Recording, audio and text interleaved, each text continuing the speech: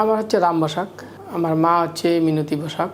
আমার মার বয়স হচ্ছে 69, আলিপুরদুয়ার ডিস্ট্রিক্ট ফালাকাটা থেকে। আমার মার প্রথমে হচ্ছে গলা বসে যায়, তো নর্মালি ট্রিটমেন্ট নেওয়া হয়। গলা ব্যথা বা গলা বসে থাকার জন্য যে ওষুধপত্র দেওয়া হয় ওগুলো ইউজ করা হয়। তো মাস 3 আগে তারপরে গলা বসাটা যখন কমছে না তখন আমরা ইএনটি ডাক্তার দেখাই। তো ইএনটি ডাক্তারবাবু ওইটাকে গলার ওইখানটা যে ফোলা, উনি ওইটা দেখতে পারার পরে উনি সেটা স্ক্যান করার অনুমতি দেয়। তো স্ক্যান রিপোর্টে মেটাস্টাটিস আসে আর কি।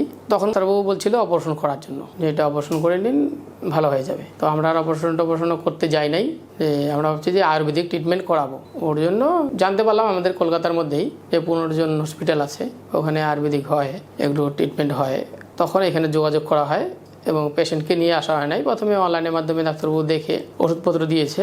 1.5 মাসের করে কোর্স 2 বার নিলাম। তো ওষুধ খাওয়ার পরে এখন যেটা হচ্ছে যে যতটা বড় ছিল একটু ছোট হয়েছে।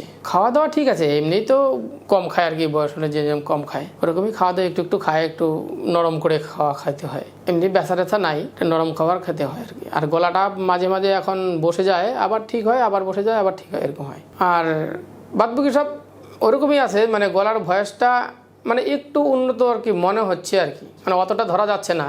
স্বাস্থ্য আমার মার এরকমই আগে থেকে ছিল, তো হাই প্রেশার টেশার আছে, স্বাস্থ্য এরকমই না। জাননি তো ওনার এমনি কোনো অসুবিধা নেই, ওনাকে জিনিসটা জানানো হয় নাই বলে আর কি। উনি নর্মালি আছে আর কি। বাড়িতে বলেছি যে তোমার হচ্ছে আমাদের গ্রাম্য ভাষায় এটাকে বলে, এখানে যে গলা ফুলে এরকম ঢোলের মতো হয়, মাকে বলা হয়েছে যে তোমার এটাই বাড়তেছে, এটার জন্যই ওষুধ খেতে হবে। এগুলো ওইভাবে মনে করে উনি খাচ্ছে আর কি। যেগুলো খাওয়ার নিষেধ করা আছে ওগুলো বাদ দিয়ে উনি ওইভাবে খাচ্ছে। হ্যাঁ, মানসিকভাবে ঠিক আছে।